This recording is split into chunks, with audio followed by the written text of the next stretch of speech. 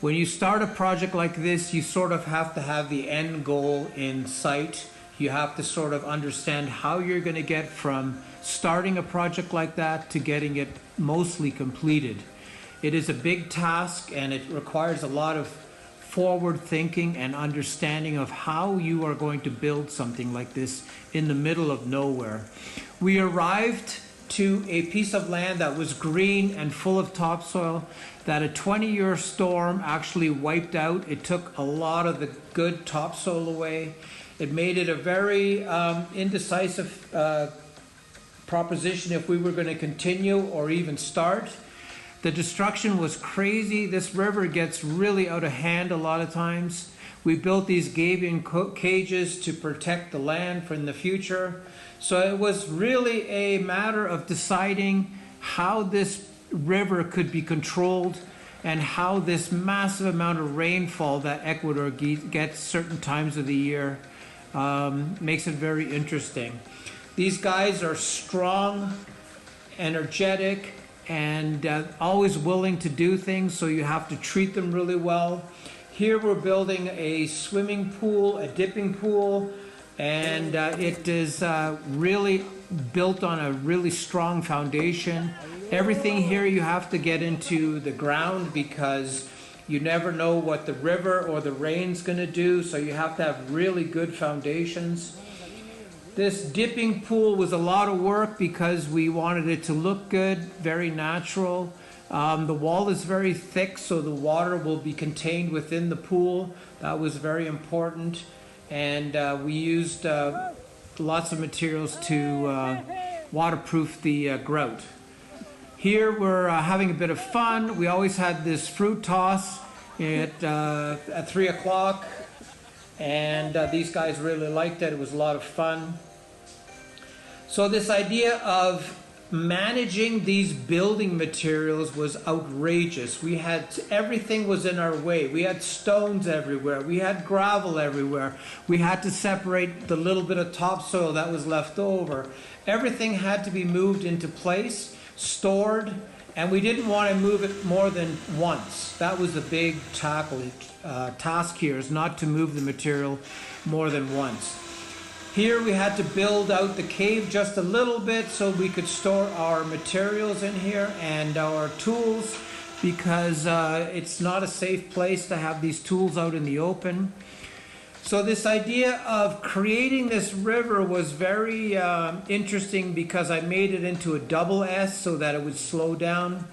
We had all kinds of little occurrences that happened that you have to document just to give you an idea of the scope of this project. This dog loves everything. It's just crazy how this dog could connect to anything that was alive. The horses and the donkeys were a really big part of our exercise here because we had no road access for many years. So the horses and donkeys were very important to us to get all this material down here. Fortunately, the job site gave us all the sand and gravel we needed. The rocks were in the river, in the channel, so there was rocks everywhere. Here we're trying to close up the cave in such a way that nobody could break into it. We had to get our tools in here and organize the space a bit better. Here the guys are cleaning up the cave, getting all this loose gravel out of there, and allowing for the space we required to build it. As you can see, this job here was all about material management. There was all kinds of different materials that needed to be sorted and organized. We had all kinds of connections going underneath the cave to supply electricity and light and drainage. Here this man is filtering all the materials. He was in charge of getting all these materials ready for cement. And here is the curve, that one of the double S curves that goes past the swimming pool and around it. This guy showed up a lot of times to get food off of us. It was very interesting how he knew that there was a good source of food around. Here we're doing the smaller pool. This pool was in the river itself, so it would always fill up with gravel and other things, sticks and stones. So we had to have a good drain built into it. This double S was designed really to slow down the river, and even the elevation changes going down to the other river really slowed down the river enough for it to be workable.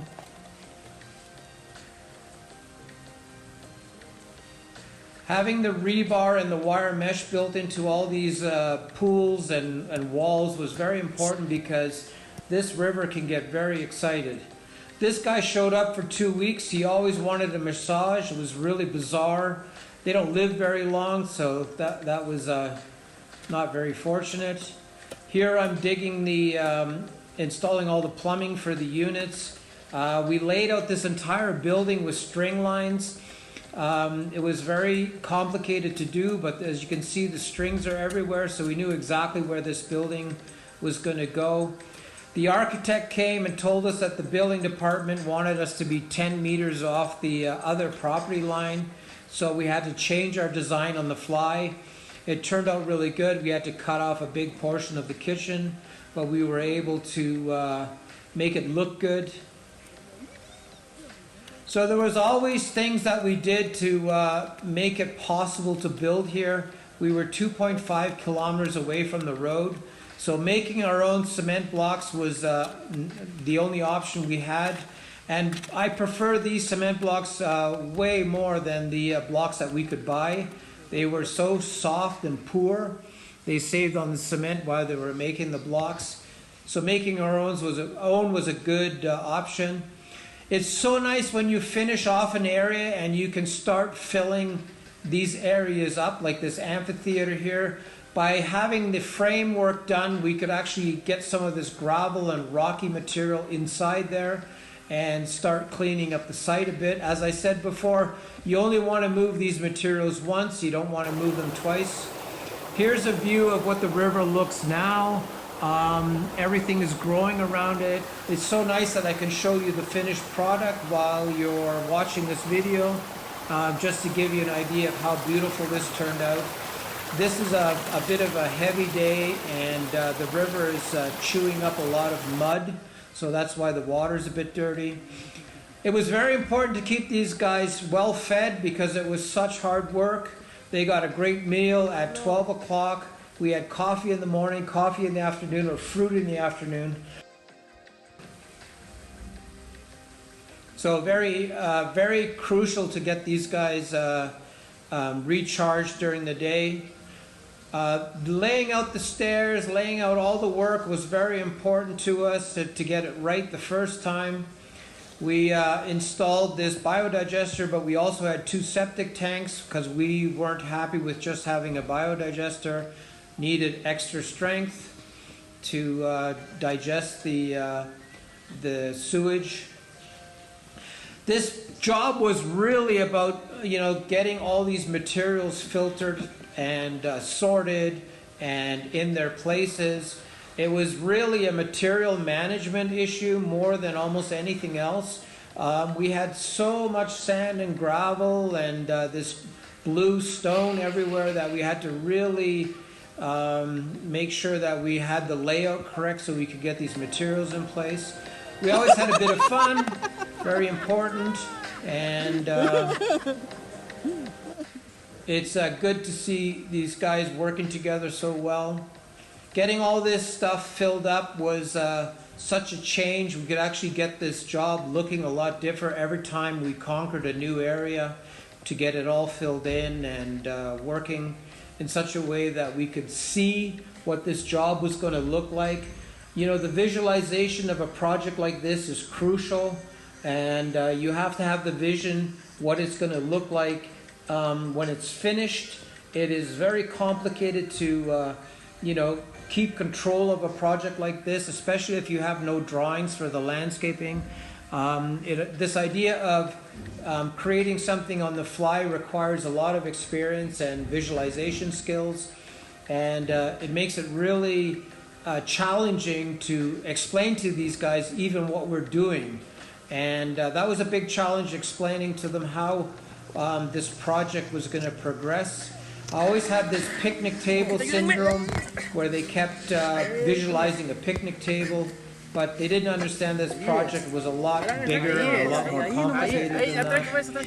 Here we're moving this massive stone. We moved some of the monsters on this job site that were always in the way. When you were building something, there was always a big rock right there where you were digging. So it was a big set of moving things around, organizing stuff. The manpower was there. It took a little bit of creativity getting these boulders in the right place. Again, you don't want to move them twice. So it's very interesting how this teamwork was a big part of this job, making it possible to create this Ecolodge. The horses, as I said before, are very crucial to this. Here they're bringing in rice husk and chicken manure.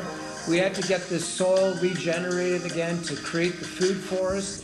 The garden element was very important to me, and it was a big task getting enough soil down here to do all these gardens.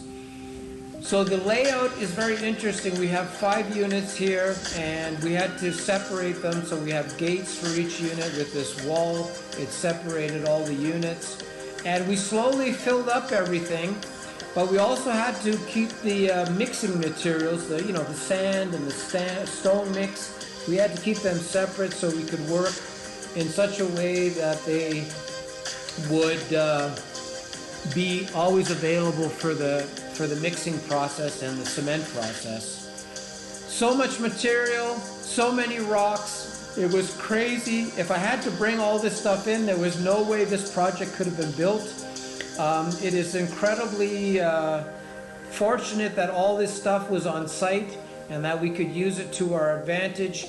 The sand, you couldn't even buy nice sand and gravel like this. It was perfect material. Here we're laying out the first part of the kitchen. Like I said before, the architect showed up and told us we had to cut a couple of meters off this building to get it to work. So here we have the plumbing in place, started, and we're starting all these retaining walls in the kitchen, building it right up against the slope.